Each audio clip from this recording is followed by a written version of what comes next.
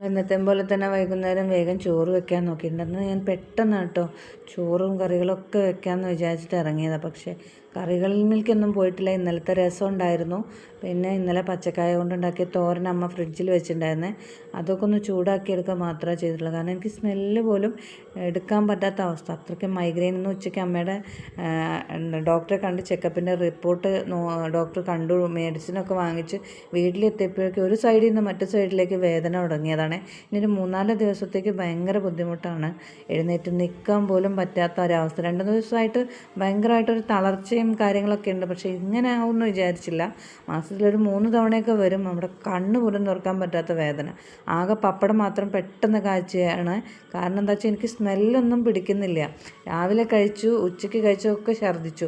ഇനിയിപ്പോൾ രാത്രി കഴിച്ചു കഴിഞ്ഞാൽ ഛർദ്ദിക്കും. അപ്പോൾ അതുകൊണ്ട് വേഗം പപ്പടം കഴിച്ച് എന്തെങ്കിലും കഴിച്ച് ഛർദ്ദിച്ച് പോയാലും കുഴപ്പമില്ലല്ലോ വെച്ചിട്ട് പെട്ടെന്ന് കഴിച്ചിട്ട് പെട്ടെന്ന് കയറി കിടക്കണം.